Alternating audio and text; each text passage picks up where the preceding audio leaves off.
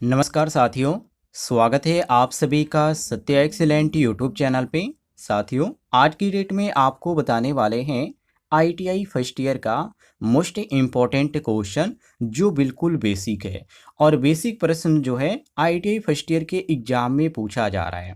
जैसे आपके सामने पहला प्रश्न है, विद्युत धारा का एसआई मात्रक क्या है। साथियों, विद्युत धारा का एसआई मात्रक होता है एम्पियर, जो कि यहाँ पर आपको बी ऑप्शन देखने को मिलता है करेक्ट आंसर। वहीं आपको बता दें, यहाँ पर आपका ए ऑप्शन दिया गया है वोल्ट। तो वोल्ट जो होता है विद्युत विभव का एसआई मात्रक होता है। और सी ऑप्शन ओम दिया गया है। तो ओम जो होता है ये विद्युत प्रतिरोध का एसआई मात्रक होता है।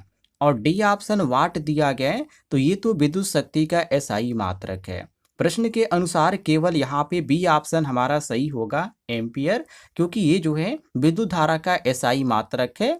और यहाँ पे क्वेश्चन में वही पूछा जा रहा है कि विद्युत धारा का एसआई मात्रक क्या है। तो इसी कारण हमारा बी ऑप्शन सही हो जाएगा।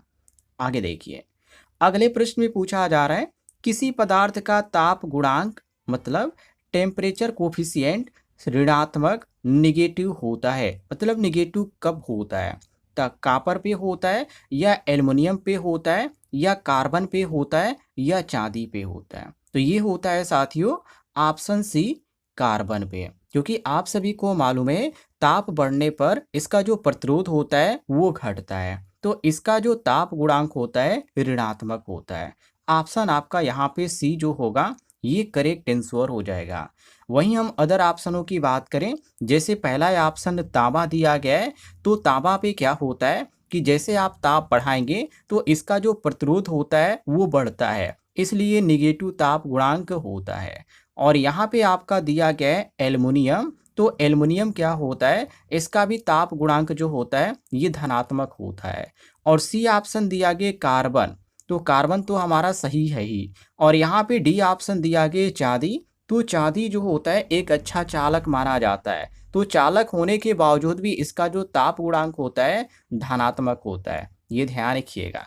तो तांबा और यहाँ पे कार्बन ये जो आपका देखने को मिल रहा है इसका जो होता है ऋणात्मक होता है। तांबा का क्या होता है, ये धनात्मक इसका ताप गुणांक होता है। और जो ऋणात्मक होता है वो केवल यहाँ पे कार्बन का होता है, ये नोट कर लीजिएगा। तो प्रश्न के अनुसार इसीलिए यहाँ पे सी ऑप्शन होगा कि कार्बन पे जैसे आप ताप बढ़ाएंगे तो इसका प्रतिरोध घटता है, इसलिए इसका जो ताप गुणांक होता है ऋणात्मक होता है। नोट कर लीजिए।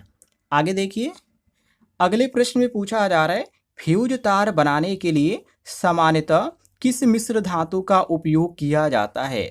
तो फ्यूज तार बनाने के लिए हमेशा टिन लेड मिश्र धातु का उपयोग किया जाता है। यहाँ पे आपका बी ऑप्शन बिल्कुल सही दिया गया है।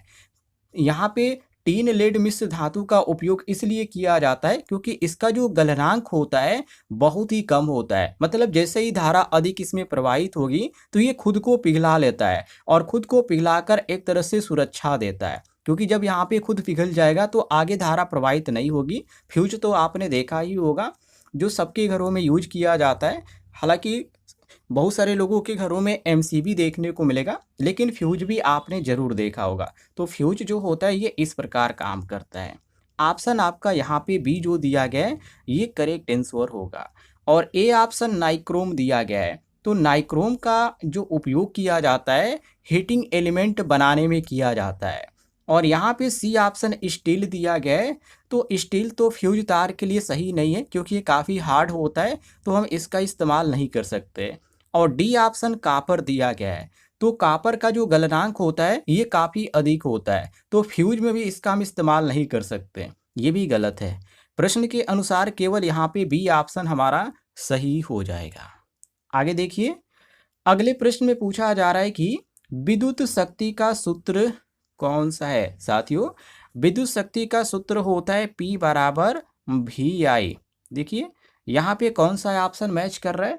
तो पहला ऑप्शन आपका बिल्कुल सही है, P बराबर VI, क्योंकि विद्युत शक्ति का जो सूत्र होता है यही होता है। और यहाँ पे दिया गया P बराबर V अपान I, बी ऑप्शन। तो ये तो प्रतिरोध प्राप्त इससे होता है P बराबर V अपान I से। और यहाँ पे P बराबर आई आर दिया गया, तो ये सूत्र बिल्कुल गलत है।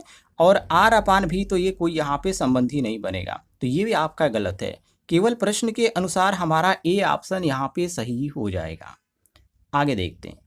अगले प्रश्न में पूछा जा रहा है मेगर का उपयोग किसके मापन के लिए किया जाता है। मतलब मेगर जो है क्या मापने में उपयोग किया जाता है। जैसे पहला ऑप्शन दिया गया धारा, तो धारा को तो हम अमीटर से मापते हैं, तो ये तो आपका पहला ही ऑप्शन गलत है।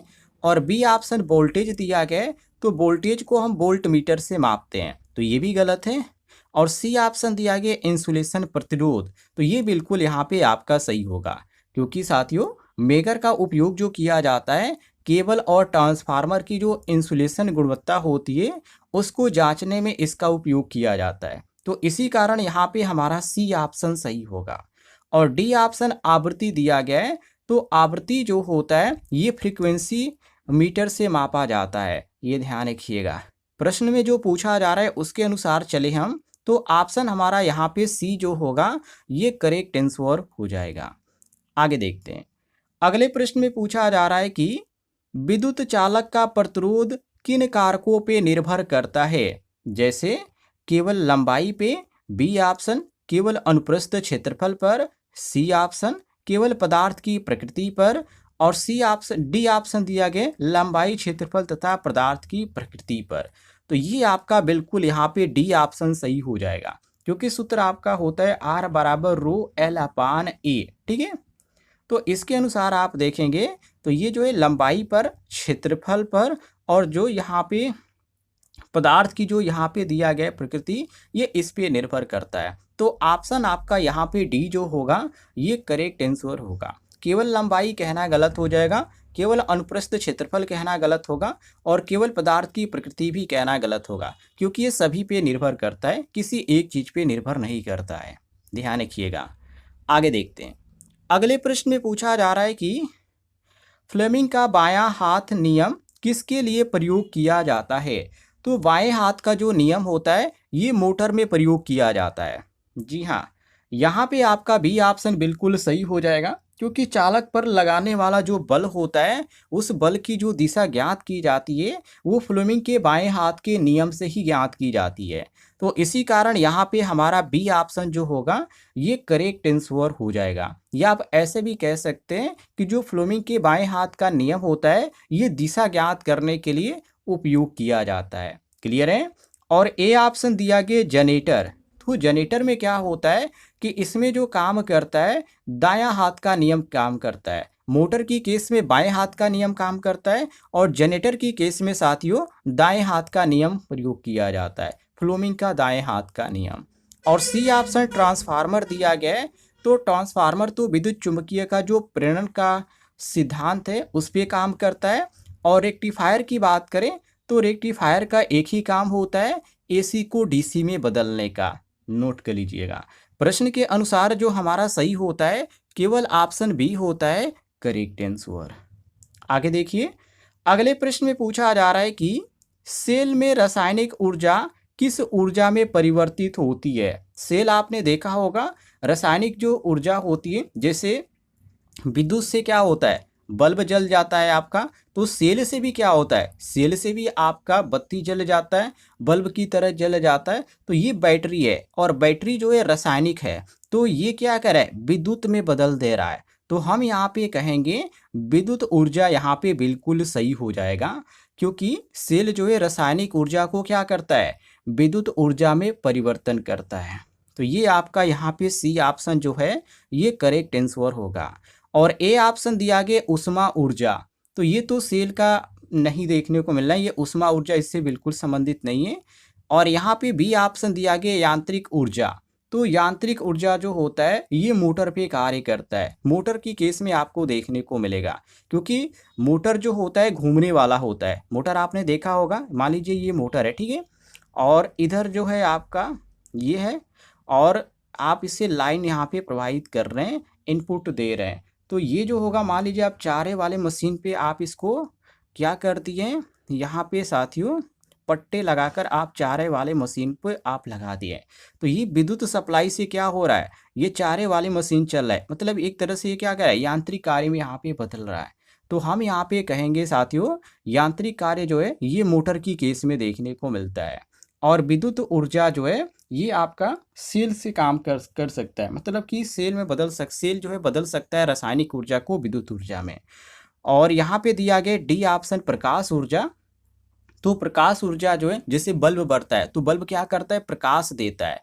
तो ये बल्ब जो है या एलईडी कह सकते हैं, उससे इसका संबंध है प्रकाश ऊर्जा से, जो कि ये भी यहाँ पे विद्युत के द्वारा जो है प्रकाश ऊर्जा में बदला जा सकता है। तो ये अलग प्रक्रिया होती है। जैसे आपके घरों में सप्लाई होती है तो आप यहाँ पे बल्ब जलाते हैं या कोई भी अदर यहाँ पे चीज़ करते हैं जो प्रकाश यहाँ पे देती है, एलईडी का उपयोग कर सकते हैं, तो वो विद्युत से प्रकाश ऊर्जा में आता है, तो वो अलग चीज़ है। क्वेश्चन में हमसे केवल ये पूछा जा रहा है कि सेल में रासायनिक ऊर्जा किस ऊर्जा में परिवर्तित होता है, तो ये साथियों केवल विद्युत ऊर्जा। ऑप्शन आपका यहाँ पे सी जो होगा करेक्ट आंसर हो जाएगा।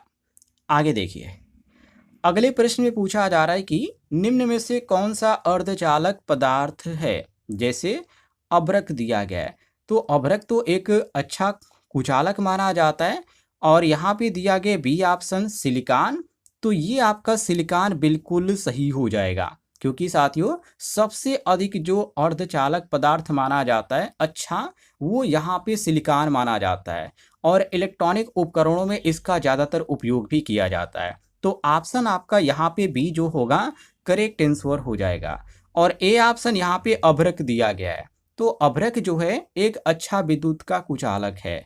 और तांबा की बात करें तो तांबा जो है अच्छा चालक है, अर्धचालक तो ये बिल्कुल भी नहीं हो सकता। और डी ऑप्शन दिया गया रबड़, तो ये भी विद्युत का कुचालक है, ध्यान रखिएगा। प्रश्न के अनुसार केवल यहाँ पे बी ऑप्शन हमारा सही हो जाएगा। आगे बढ़ते हैं।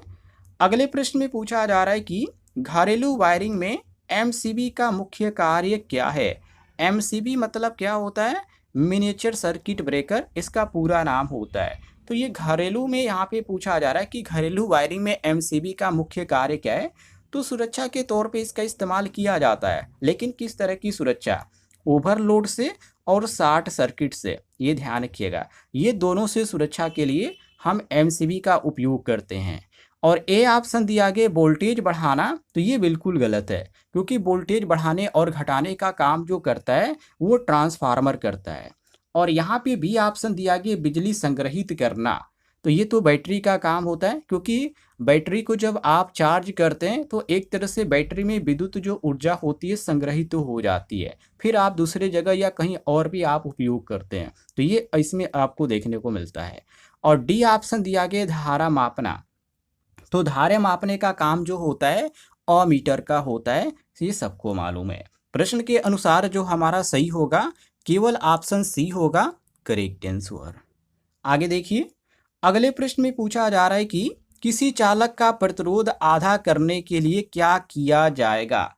कोई भी प्रतिरोध है उसको आप आधा करना चाहते हैं, तो उसके लिए आप क्या करेंगे, अनुप्रस्थ क्षेत्रफल जो होगा उसको आप दोगुना करेंगे, तब ये आधा होगा। क्योंकि आप सभी को मालूम है प्रतिरोध जो होगा यदि क्षेत्रफल के व्युत्क्रमानुपाती होता है तो यहाँ पे ये आधा खुद ही हो जाएगा। तो ऑप्शन आपका बिल्कुल सही है, अनुप्रस्थ क्षेत्रफल दोगुना कर दीजिए, ये जो प्रतिरोध है आधा हो जाएगा। क्लियर है, आपका यहाँ पे सी ऑप्शन करेक्ट आंसर हो जाता है। चलिए प्रश्न संख्या यहाँ पे 32 को देखते हैं, जहाँ पे पूछा जा रहा है विद्युत परिपथ में स्विच का मुख्य कार्य क्या है। बिल्कुल बेसिक क्वेश्चन है। स्विच क्या करता है, स्विच जो होता है धारा को ऑन ऑफ करने के काम आता है, मतलब कि एक तरह से कंट्रोलिंग आप कर सकते हैं, धारा को नियंत्रित आप कर सकते हैं, ऑन ऑफ करके स्विच को बंद और चालू कर सकते हैं। तो आगे धारा प्रवाहित होगी या नहीं होगी ये स्विच पे डिपेंड करता है। तो यहाँ पे प्रश्न के अनुसार हमारा बी ऑप्शन सही होगा, चालू और बंद करना मतलब कि धारा को नियंत्रित करना, यहाँ पे बी ऑप्शन आपका सही होता है। और ए ऑप्शन दिया गया वोल्टेज बढ़ाना, तो वोल्टेज बढ़ाने का काम जो होता है ट्रांसफार्मर का होता है। और सी ऑप्शन दिया गया प्रतिरोध बढ़ाना, तो प्रतिरोध बढ़ाना जो कि रियोस्टेट जो होता है उसका काम होता है, और रजिस्टर जो होता है उसका भी काम होता है। दो चीज़ का होता है प्रतिरोध बढ़ाने का। लेकिन यहाँ पे जो क्वेश्चन में पूछा जा रहा है स्विच के बारे में पूछा जा रहा है, तो उसके अंतर्गत ये हमारा सी ऑप्शन गलत हो जाएगा। और डी ऑप्शन दिया गया शक्ति बढ़ाना, तो ये शक्ति बढ़ाने का काम स्विच का नहीं होता है, ये ध्यान रखिएगा। प्रश्न के अनुसार केवल यहाँ पे बी ऑप्शन हमारा सही हो जाएगा। आगे बढ़ते हैं।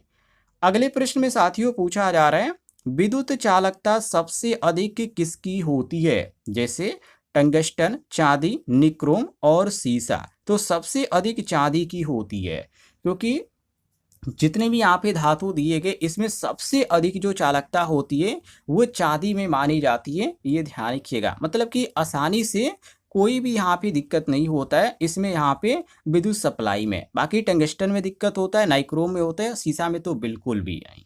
तो ये ध्यान रखिएगा। क्लियर है? आगे देखते हैं टंगस्टन का क्या बनता है, चलिए ये भी बता देते हैं। टंगस्टन जो होता है ये बल्ब जो फिलामेंट होता है उसमें इसका उपयोग किया जाता है। और नाइक्रोम जो यहाँ पे दिया गया है, तो नाइक्रोम तो सबको मालूम है ये जो होता है इसका प्रतिरोध अधिक होता है, तो ये हीटर में इसका ज़्यादातर इस्तेमाल किया जाता है।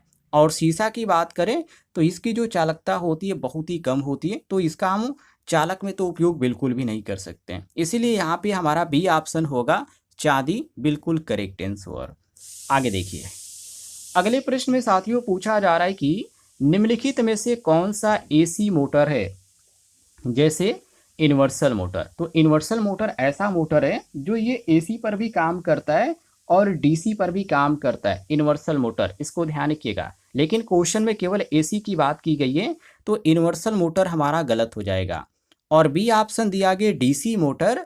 तो डीसी जो यहाँ पे शंट मोटर होता है ये केवल डीसी सप्लाई पर काम करती है, मतलब केवल ये डीसी सप्लाई पे काम करती है। और क्वेश्चन में हमसे एसी की बात की जा रही है, तो ये डीसी शंट मोटर भी गलत हो जाएगा। और सी ऑप्शन दिया गया 3 फेज इंडक्शन मोटर, ये बिल्कुल सही होगा, क्योंकि बड़े बड़े उद्योगों में और बड़े बड़े कंपनियां जो होती है उसमें ये इसका ज़्यादातर इस्तेमाल किया जाता है, क्योंकि ये एसी पे काम करता है। तो ऑप्शन आपका यहाँ पे सी सही होगा, 3 फेज इंडक्शन मोटर। और डी ऑप्शन दिया गया डीसी सीरीज मोटर। तो डीसी सीरीज मोटर जो होता है ये केवल डीसी पे काम करता है, ये भी एसी पे काम नहीं करता है, तो ये भी गलत है। प्रश्न के अनुसार केवल यहाँ पे सी ऑप्शन हमारा सही हो जाता है। आगे बढ़ते हैं साथियों।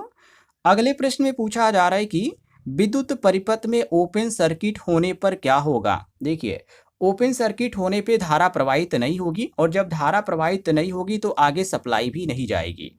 तो यहाँ पर ए ऑप्शन दिया गया धारा बहुत बढ़ जाएगी, ये तो बिल्कुल गलत है।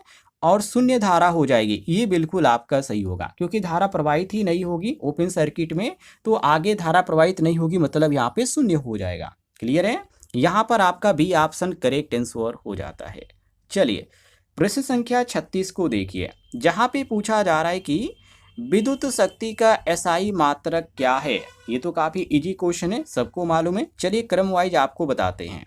पहला ऑप्शन दिया गया जूल।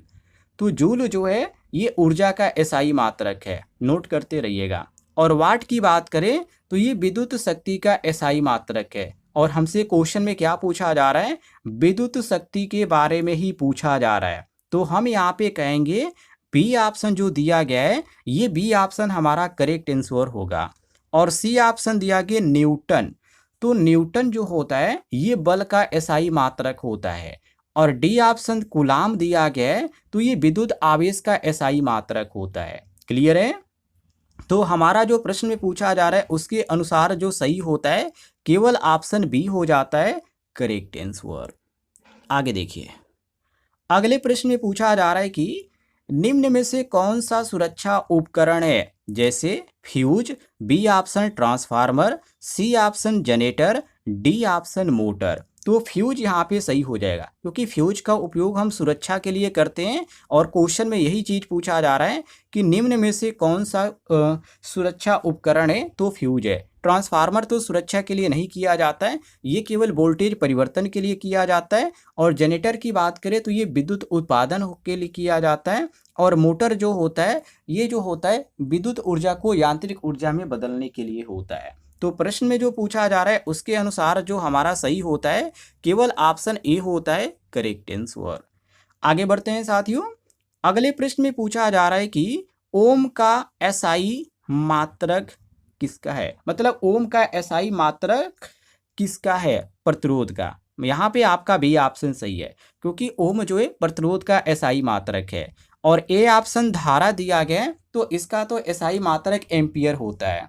और सी ऑप्शन शक्ति दिया गया है तो इसका एसआई मात्रक वाट होता है। और डी ऑप्शन आवृत्ति दिया गया है तो आवृत्ति जो है ये जो है इसका एसआई मात्रक हर्ट्ज होता है, जिसको आप एचजेड के अंतर्गत लिखते हैं, हर्ट्ज। तो हमारा प्रश्न के अनुसार जो सही होता है ऑप्शन बी हो जाता है करेक्ट आंसर।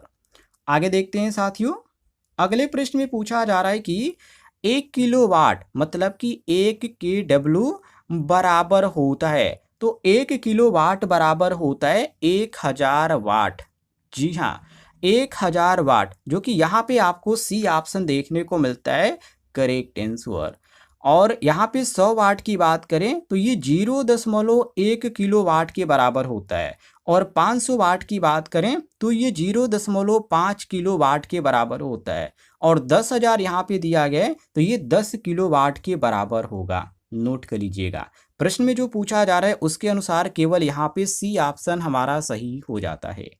आगे देखिए, अगले प्रश्न में पूछा जा रहा है कि यहाँ पे कि विद्युत धारा की दिशा मानी जाती है तो इलेक्ट्रॉनों की प्रवाह की दिशा को मानी जाती है, या धनात्मक से ऋणात्मक टर्मिनल की ओर उसको मानी जाती है, या ऋणात्मक से धनात्मक टर्मिनल की ओर, या किसी भी दिशा में। तो ये जो होगा ऑप्शन बी होगा, धनात्मक से ऋणात्मक टर्मिनल की ओर हमेशा विद्युत प्रवाहित होता है, ये ध्यान रखिएगा। उम्मीद है साथियों आपको जानकारी पसंद आई होगी, तो वीडियो पर लाइक कीजिएगा, चैनल पे नए होंगे तो चैनल को भी सब्सक्राइब कर लीजिएगा।